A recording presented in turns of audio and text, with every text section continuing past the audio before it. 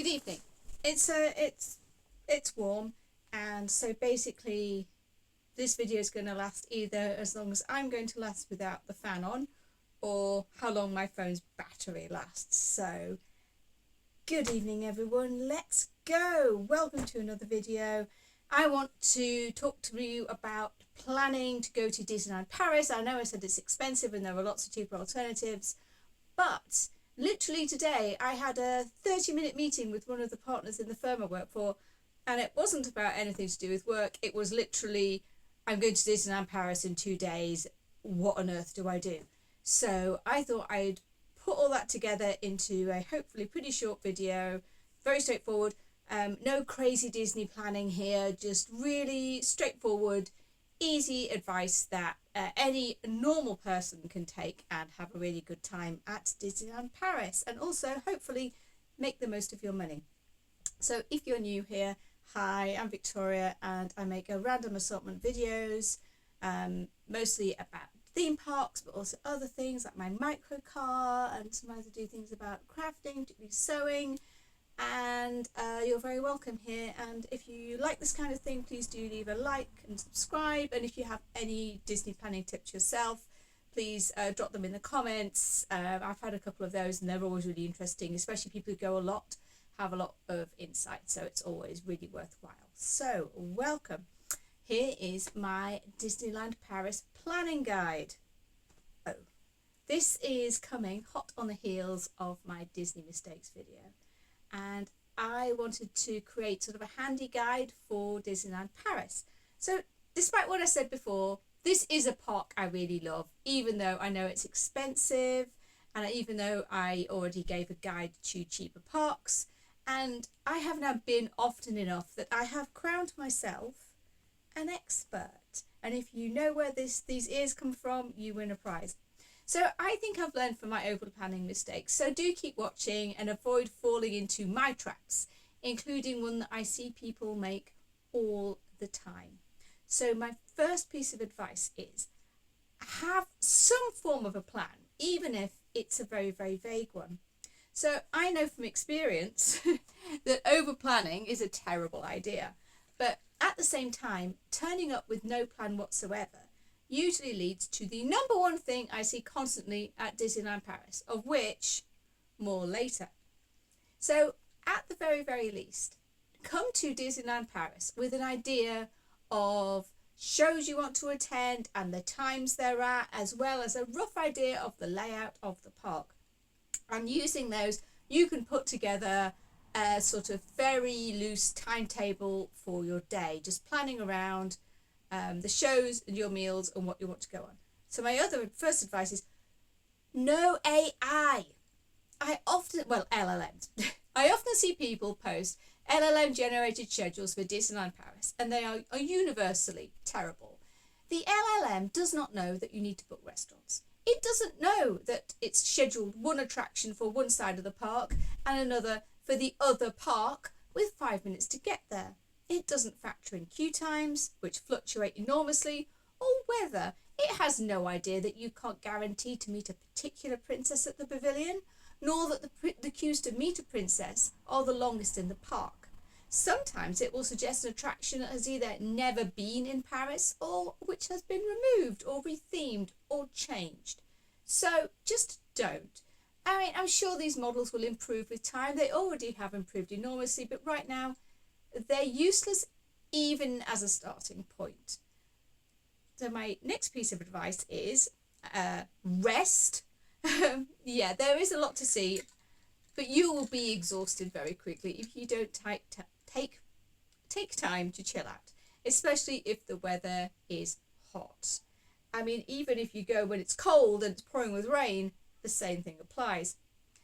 So the next bit of advice is about characters, meets, greets, and having realistic expectations. So some people become obsessed with meeting the expectations of their kids, and the main thing I see people doing is trying to ensure that their kid meets a specific character. But the thing is, this can be more difficult to achieve than they realise. The lines to meet Anna and Elsa are long. The Princess Pavilion contains a selection of princesses and you can't choose who you meet. And as I've said before, the lines are incredibly long here too. Now, I don't want to give parenting advice, but I'm going to give a little bit of parenting advice. For most kids, setting some realistic expectations is probably the most sensible approach. Yes, you might well meet Elsa, but if she is too busy, we will see her at the parade, and so on. So don't promise the child something that may not be possible. This is how adult meltdowns and arguments with customer services begin. Now, if you really want to meet a character dining is, in my opinion, the single best option for guaranteed character encounters. So, whilst it is a bit expensive, it can work out cheaper than Premier Access and a better use of your time. So the Royal Banquet has the main 5 in their castle gear. Table de Lumiere has princesses and their princes. Regal View has princesses, as does Auberge de Cendrillon. During the character dining, there is plenty of time to chat and take photos, and it feels a lot more natural and less rushed. Also, if kids are shy, there's less pressure because you haven't just waited in a 2-hour queue to see them. There are also roaming characters, and the parades feature everyone's favourites. The new one in Adventure Park is also really regular. It shuttles back and forth and has basically a full selection of princesses. I'm also not a fan of creating a whole event around announcing the Disney trip to your kids before you even go there. So if your kids are like most children, they're not going to give you the delighted response you're looking for because they're children. And they have no real sense of time or how long away the trip is. And unless you do stuff like this all the time and you've trained them like performing seals, in which case, fair enough, I guess they will give you what you want, but really, is that worth it? So the kids are most likely to just get annoyed when they realise how long it is between you announcing you're going to Disneyland and the actual visit. So my next advice is on general etiquette. So you may not know this, but most ride stoppages and breakdowns are actually due to guest behaviour. Most are usually dropping something or throwing up. So please try to enter and exit ride vehicles as quickly as possible if you are able to. And please, please, please, put your phone down. There are thousands of videos of every single ride in every single Disney park. Yours is not going to be any different, and while you are filming, you are annoying everyone else.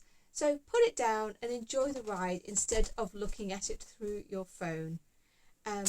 Also, when it comes to shows and fireworks, few things in Disney are more irritating than the person stood in front of you at the fireworks, holding up their phone and filming so you can't see anything. Ask yourself whether your footage is going to be somehow superior to anyone else's, and if it's worth ruining someone else's night for that short vertical clip. A little self-awareness really does go a long way. Turning to food, which is a somewhat controversial topic because the general feeling among Americans who visit Disneyland Paris is that the food is no good here. Now, I disagree, and I think it's mostly a cultural thing. Personally, I find the food is perfectly good here. It's just European and therefore different to American. For me, the contrast is mostly in the portions you're given. They are European-sized, not American-sized, and the variety on offer. With the Disney dining plan in Disney World, we were really taken aback by the amount of food we were given. And obviously the food is quite expensive, although I can see that currently a standard hot dog from Casey's Corner is actually slightly cheaper than the ones at Alton Towers, so make of that what you will. Now, if you're travelling with picky eaters, I always recommend going to Casey's Corner, which does hot dogs, nuggets and chips, or Agrabah Kitchen, which is a buffet. Now, Agrabah has the widest range of cuisines, and I've yet to meet anyone who could not find something that they liked here. From hummus and pizzas to chips and nuggets, those in your travelling party who fear flavour, vegetables or spice will be happy. Now, as you probably already know, while there are water taps all around the park, soft drinks are expensive actually within the bubble. So if you're fans of fizzy drinks, it's more sensible to stock up at the local supermarket before you go in. It is completely permitted to bring in bottles of pop and things like that, as this is going to be way, way cheaper for you. Do not try and sneak in booze, they won't let you. But similarly, if you've got very specific dietary needs, dietary preferences, or you just want to save money, it is, again, allowed to bring your own food, but please think about using a locker rather than carting your stuff around all day in one of those little truck things. You can't tell me that saving €5 in a locker is really worth the inconvenience of dragging something like that around all day. And I want to talk now about one of the main topics that everyone asks me about Disneyland, which is queues. So Disneyland Paris does suffer from severe queues, and there's really no perfect way around this. Premier access is available to skip the lines, but on some rides, and Crush's Coaster, I'm looking at you, it really doesn't make much difference. But the usual advice for most theme parks does apply here. Arrive early, go straight to the back, use single rider lines where available. Crush's Coaster, I'm looking at you. And remember that queues do drop around about lunchtime, after 4 p.m, and during parades and fireworks. The big thrill rides usually don't get too much of a queue, along with Pirates, Ratatouille, It's a Small World, and Phantom Manor. The absolute biggest lines in either park are for Peter Pan's Flight, Frozen Ever After, and Crush's Coaster. And for these, there are no really effective shortcuts. Premier access barely makes a dent. Crush's Coaster, I'm looking at you. So you can try to sprint to Crush or Peter Pan at the start of the day and just get them over with, or you can tough out the line, or, you can just skip them. Peter Pan's Flight is a very nostalgic dark ride, there's no denying that, but the capacity is terrible and the ride is very short. Now, Crush's Coaster is a fun spinning coaster set mostly in the dark with a short dark ride section in the beginning. However, it's a model with poor capacity, and if you've ridden Dragon's Fury or Spinball Whizzer, you've already ridden it. What I'm saying is it's okay not to bother with either of these unless you require full theme park completion. Now, Frozen Ever After is a very mid-boat ride, and look, I do get it, but there's a lot of other things you could do instead of waiting in that line. Now, one of the best kept secrets, I think, of Disneyland Paris is the shows. So, picture this, you've been walking for hours, your feet hurt, your marriage is in trouble, your kids are on the verge of a nervous breakdown, and you need to sit down with some air conditioning. If that were the only reason you've come to the Lion King show, that's probably good enough. But in my opinion, the shows at Disneyland Paris are great. They are better than the ones at Disney World. They have high caliber performance, great special effects, catchy songs, the works. The new Frozen show at Adventure World is incredibly well done. And while I really did enjoy the Frozen, a musical invitation, this, I think, is a worthy replacement. So please do allow time in your schedule for one or more of these. And it's interesting because while in the UK, most of our theme parks have been cutting back or abandoning live entertainment. So it is reassuring to see that Disney continue to invest in new and innovative presentations. Merlin, I'm looking at you. Now, turning to park hopping, which means jumping from Adventure World to the Disneyland Paris park. Now, when planning your day, don't plan on sort of vacillating between the parks. It's more of a walk than you think, and it's a big waste of time to keep going back and forth. And it's more sensible to just stick to one park, do everything you want, and then go to the other. And I've noticed that the LLM generated schedules tend to do this quite a lot. Whenever you're doing planning, have a map to hand so you can actually see the distance between things, so that you aren't having to dash across acres of baking concrete in order to make a dining reservation. So ask me how I know about that. Those are my Disneyland Paris planning tips. I hope you enjoyed them, and I would like to give a big shout out to my Patreon supporters, Moss, Jessica and Evie. You really are the oil that keeps the motor running over here at Trellis M Studios. If you yourself have any other tips, or you think there's anything I've missed, do please feel free to drop them in the comments, and do also please feel free to like and subscribe if you want to, and I'll see you next time.